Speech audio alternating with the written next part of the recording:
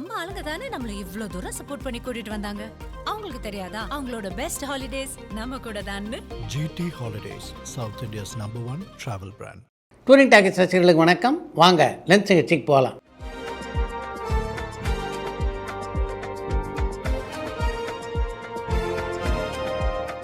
என்னப்பா முதல் கேள்வி? ஜனநாயகன் படத்தை விட சோஷியல் மீடியாவில் ஸ்பைடர்மேன் படத்துக்கு தான் எதிர்பார்ப்பு அதிகமாக இருக்குது. விஜய் ரசிகர்கள் மட்டும்தான் ஜனநாயகன் படத்து மேலே எதிர்பார்ப்போடு இருக்காங்க. இது எதை காட்டுதுன்னு சங்கர் மேடவாக்கத்துலேருந்து கேட்டிருக்காங்க. உங்களுடைய கேள்வி முழுக்க முழுக்க கற்பனையின் அடிப்படையிலே கேட்கப்பட்ட கேள்வி அப்படின்னு நினைக்கிறேன்.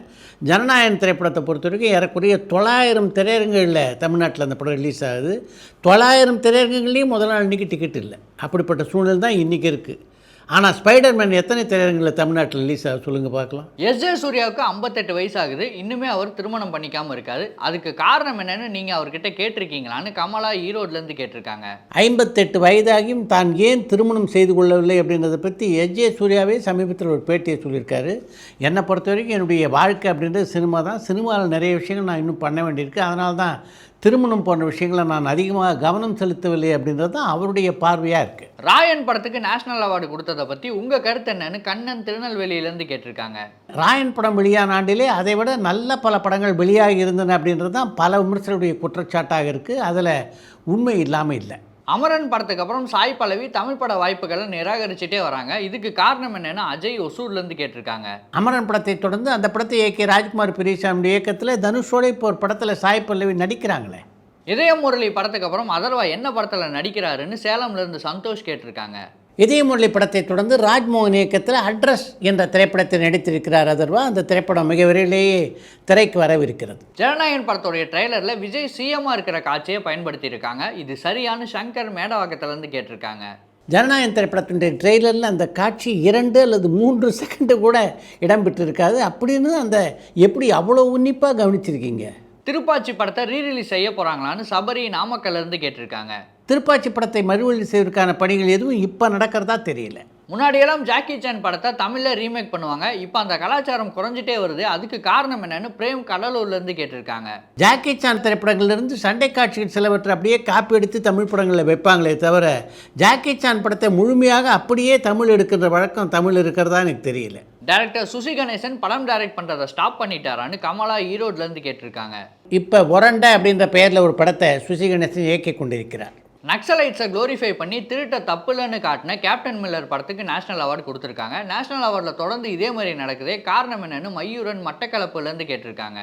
தேசிய விருதுகளை பொறுத்தவரையிலே தேசிய விருதுக்காக அமைக்கப்படுகின்ற குழு எடுக்கின்ற முடிவு தான் அது. இந்த குழுவில் இருக்கவங்க அப்படி முடிவு எடுத்தால் என்ன செய்ய முடியும்? வெள்ளித்திரை படத்தில் பிரகாஷ் ராஜ் கேரக்டரில் வடிவேலுவோ கலாபவன் மணியோ நடிச்சிருந்தா அந்த படம் பெரிய ஹிட் ஆயிருக்குமான்னு மயூரன் மட்டக்களப்புலேருந்து கேட்டிருக்காங்க. வெள்ளித்திரை திரைப்படத்தினுடைய தோல்விக்கு அந்த படத்தில் பிரகாஷ் ராஜ் இந்த கதாபாத்திரத்தை நடித்திருந்தது மட்டும் காரணம் அப்படின்னு சொல்ல முடியாது அப்படின்னு தான் நினைக்கிறேன். பிரபல பத்திரிகையில் ரித்திக் ரோஷன் ஜெயிலர் 2 படத்தில் நடிச்சிருக்காருன்னு, அடுத்து சன் பிக்சர்ஸ் தயாரிப்பில் பிரம்மாண்டமான படத்தில் நடிக்க போகிறாருன்னு செய்தி வந்திருக்கு. இந்த 2 தகவலுமே உண்மையான மத்தீஷான் ஸ்ரீலங்காலேருந்து கேட்டிருக்காங்க.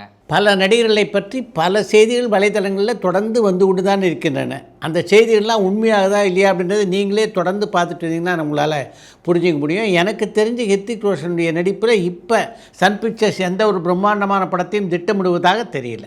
திருப்பூர் சுப்பிரமணியத்தோட இன்டர்வியூ பார்க்கும்போது ட்ரீம் வாரியர் நிறுவனத்தில் லோகேஷ் கனகராஜ் படம் பண்ணுற வாய்ப்பு ரொம்ப கம்மியாக இருக்குங்கிற மாதிரி தெரியுது. அப்போ கைதி 2 படத்துடைய நிலைமை என்னன்னு மத்தீஷான் ஸ்ரீலங்காலேருந்து கேட்டிருக்காங்க. திருப்பூர் சுப்பிரமணியத்துடைய அந்த பேட்டியை வைத்து இதெல்லாம் முடிவு பண்ண முடியாது. காலப்போக்கில் எது வேணால் நடக்கலாம். ஜெயிலர் 2, தர்மன், கமல் ரஜினி படம், இந்த 3 படத்தில் எந்த ஓடிடி பிஸ்னஸ் அதிக தொகைக்கு நடக்கும்னு மத்தீஷான் ஸ்ரீலங்காலேருந்து கேட்டிருக்காங்க.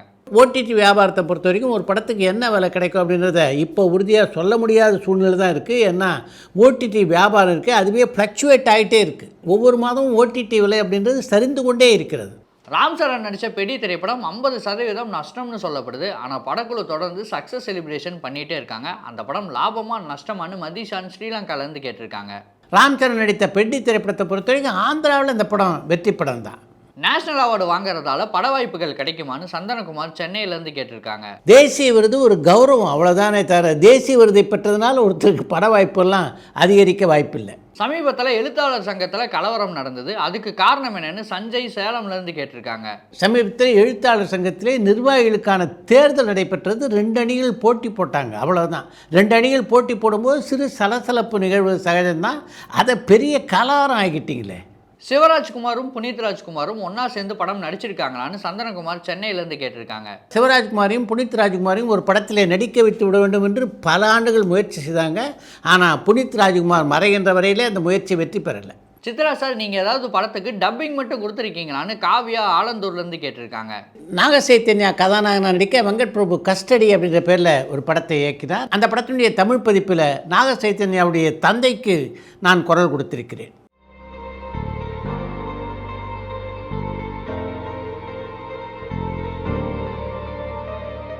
KS கோபாலகிருஷ்ணன் நேஷனல் அவார்டு வாங்கியிருக்காரான்னு கோவைப்புதூர்லேருந்து பாபு கேட்டிருக்காங்க. இயக்குனர் திலகம் KS கோபாலகிருஷ்ணனுடைய இயக்கத்திலே உருவான சாரதா, கற்பகம், கை கொடுத்த தெய்வம் ஆகிய 3 திரைப்படங்களுமே தேசிய விருதை பெற்றிருக்கின்றன. ஆனால் KS கோபாலகிருஷ்ணன் எந்த தேசிய விருதையும் பெற்றதில்லை. அடுத்து இன்று ஒரு தகவல். அண்மையிலே மறைந்த இசைக்குயிலான எஸ் ஜானகிக்கு மிகப்பெரிய பெயரை பெற்றுத்தந்த ஒரு பாடல்னா அது சிங்கார வேரனே தேவா என்ற பாடல். கொஞ்சம் சலங்கு படத்தில் தான் அந்த பாடல் இடம்பெற்றிருந்தது. SM சுப்பையா நாயுடு தான் அந்த பாடலுக்கு இசையமைத்தவர். அந்த பாடலை எஸ் ஜானகி பாடியதற்கு பின்னால் ஒரு கதை இருக்குது. அதை ஒரு பத்திரிகை பெட்டியில் ஜானகியே பகிர்ந்து கொண்டிருக்கிறார். மிஸ்யம்மா படத்தில் நடித்த சாவித்திரிக்காக ஒரு அற்புதமான பாடலை பாடியிருந்தார் எஸ் ஜானகி. அந்த பாடலை சாவித்திரி கேட்டுவிட்டு, இவருடைய குரல் எனக்கு வேணாம், எனக்கு எப்போதும் பாடக்கூடிய பி லீலாவையே கொண்டு வந்து பாட வைங்க என்று அந்த படத்தினுடைய இசையமைப்பாளர்கிட்ட சொல்லிட்டாங்க. அந்த இசையமைப்பாளரும் ஒரு வழி இல்லாமல் ஜானகியினுடைய பாடலை அப்படியே தூக்கி போட்டுட்டு மீண்டும் அந்த பாடலை லீலாவை வைத்து பதிவு செய்து விட்டார். இந்த விஷயத்தை கேள்விப்பட்ட எஸ் ஜானகி மிகப்பெரிய சங்கடத்துக்கு ஆளானது மட்டும் இல்லாமல் இனி சாவித்திரிக்கு பாடவே கூடாது என்ற முடிவும் எடுத்தார். அப்படிப்பட்ட சூழ்நிலையில் தான் கொஞ்சம் சலங்கு படத்தில் இந்த பாடலை பாடுவதற்கான வாய்ப்பு அவருக்கு வந்தது. இது சாவித்திரிக்கான பாடல் என்றால் நிச்சயமாக நான் பாட மாட்டேன் என்று SM சுப்பையா நாயுடுகிட்ட நேரடியாகவே சொல்லிவிட்டார் ஜானகி. அவங்கள பொறுத்த வரைக்கும் என்ன பிரச்சனைன்னா, நாதஸ்வரத்தோடு இணைந்து இந்த பாடலை பாடக்கூடிய ஒரு பாடகையே அவங்களுக்கு சரியாக அமையலை. எஸ் ஜானகி பாடினாதான் அந்த பாட்டு சிறப்பாக அமையும் அப்படின்றது தான் எல்லோருடைய கருத்தாக இருந்தது.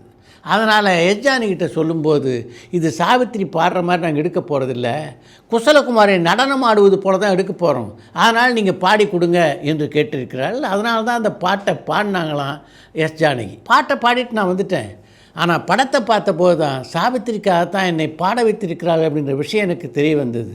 இது எனக்கு முன்பே தெரிந்திருந்தால் நான் நிச்சயமாக அந்த பாடலை பாடியிருக்க மாட்டேன் என்று அந்த பேட்டியிலே பதிவு செய்திருக்கிறார் ஜானகி.